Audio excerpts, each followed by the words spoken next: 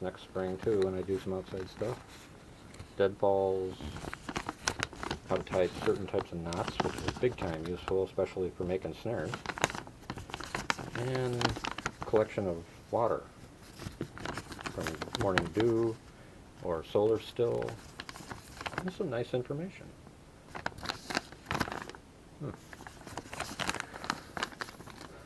And everything I see there is completely accurate. So that's pretty nice. Alright, next we've got something. Instructions for using a heliograph mirror. Oh, okay. So it's basically, it's covered to protect it, but it's a mirror with a hole in the middle, for those that don't know. And the hole is to guide you. You look through the hole to aim the mirror if you're trying to signal someone. So, for example, the picture in here, I don't know if you can see it, is how to signal an airplane. And the hole, and it shows you that you put your eye to the hole, and you want to look through the hole until you're looking just in front of the airplane, and that will flash the signal from the mirror in such a way that the pilots of the plane can see it. So for anybody that never understood what the hole was in the middle of these mirrors, that's what it is. Next, we've got some copper wire. The ubiquitous whistle. Or is that the one out of the other one? That must be the one out of the other one. Over here. Some more cotton, for some reason, outside its own individual bag. And this is really heavy, so this is probably another one of those really good handheld chainsaws. It's pretty heavy by weight, so, and being Bear Grylls, I'm going to bet that it's pretty high quality.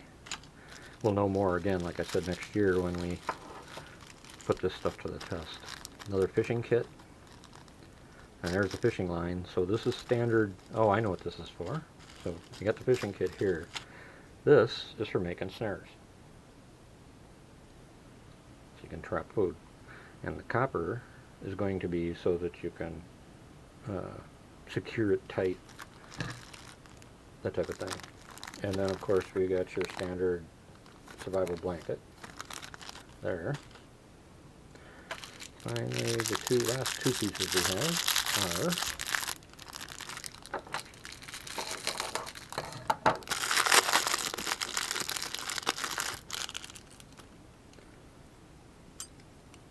Bear Grylls, flint, and steel. And that's tied on there. And in this case, they made it so it's easy to pull apart. And you can bet this will work. Yeah. I had no doubt this one would work. I'd take it off this rope if I'm trying to actually use it. It's not enough distance between your hands to put enough leverage on there, but you get the idea. See, works pretty good. Oops. So a good solid flint steel setup. And finally, and I didn't even know this was in there, knife. Now this isn't too shabby.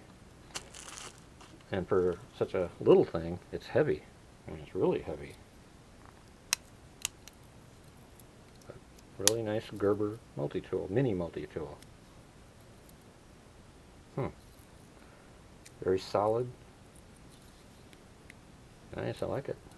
And let's see, what do we got for attachments? Well, we've got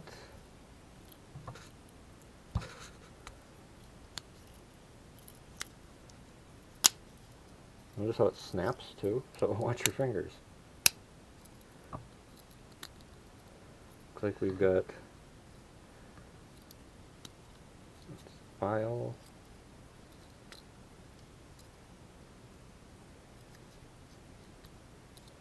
looks like a Phillips head screwdriver, flathead screwdriver with a really small can opener. It says nail file. How the hell do you get that open?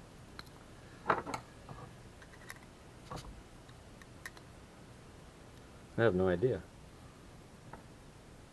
says nail file. I don't know how to open it. Huh. There's no catch on the side that I can see.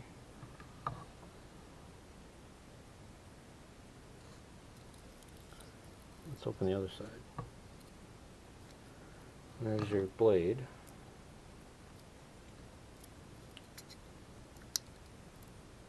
Tweezers. Mini screwdriver. Do this without slicing my finger off. And on this side it says blade.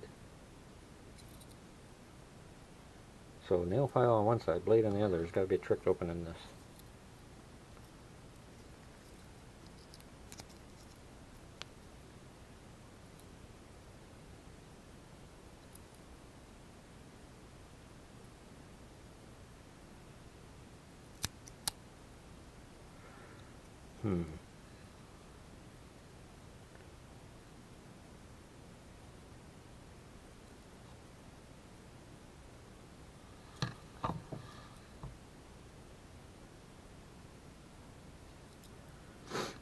Let me think here. It's got to be something we're missing here. Can't get in there. Good. I'm going to cut my finger off. Should have made sure it was open. Yeah.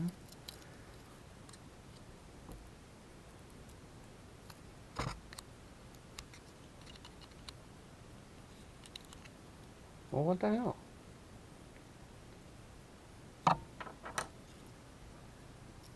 Unless they're just marking there to say this side's got a nail file, which I guess is what that is, and this side's got the blade, which is what that is. Maybe that's all it is. Kind of odd.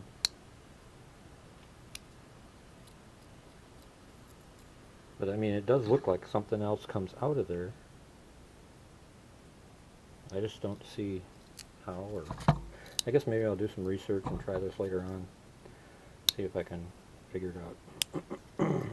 But it's heavy, nice and solid design.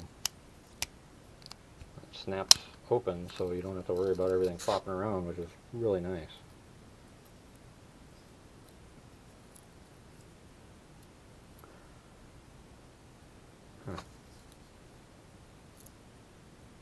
Anyway, that's everything that's in that little kit. And like I said, I always add a couple of items to mine. Little did I know, I didn't know this was in there. But I'll probably leave these in there anyway. What I will probably also do, now that we came across this little thing, I'll probably actually buy a few of these, throw one of these in there.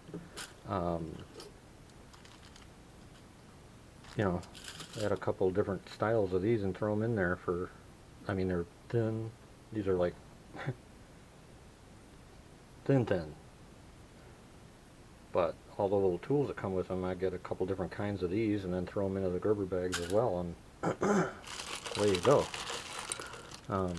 And actually I could also use some of these little, probably put some meds or whatever into, they'd probably fit in this bag too, because I had plenty of room in the bag, even with the pouch in it. So, a couple different little ideas there.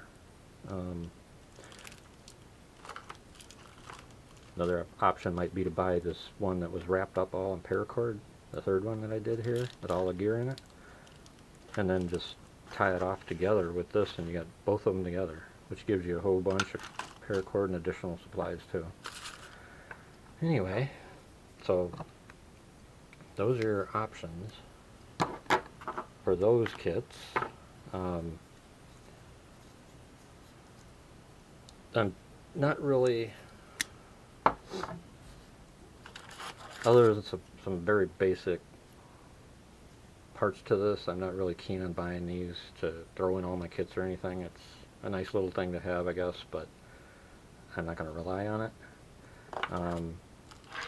Same thing with this, nice little kit, of course, but you know, it's not like I'm going to turn it into my mainstay survival kit stuff. I can spend the 10 bucks or 5 bucks or whatever I spend on them. I can spend it on these Gerber. The Gerber one I think was like $20. I don't remember the one wrapped in cord, but I want to say it was somewhere around $12 to $15. When I get the links, we'll know more. But I definitely recommend the last two. The Gerber one, as you know, is made in the USA. And as I've said, I prefer buying stuff made in the US. The third one, the one wrapped in the paracord or cord thing that I did just before the Gerber one, it's obviously made in China, but I gotta admit, it's pretty solid, and it's got some nice little items in it. And then, of course, this one here, if I remember, this Readyman is made in the USA.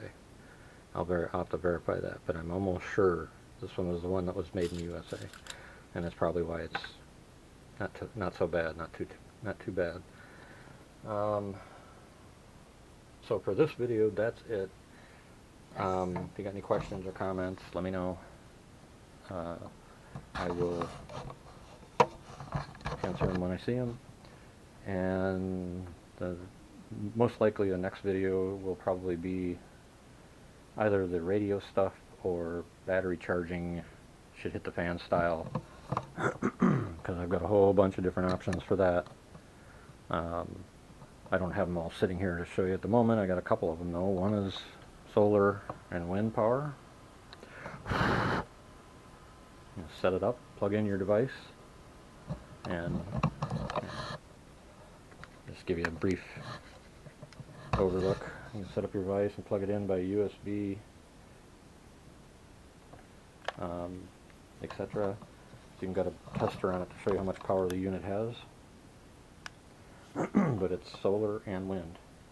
Nice little unit. I really like mine. It's got a storage bin in the bottom, along with dog hair, where you can store some cabling, batteries even, stuff like that. No, the bottom just came off because it must not have had it attached. And it can be hung. So it's a nice unit. I really like it. But we'll talk about this more at a later date. The one sitting next to it is another similar.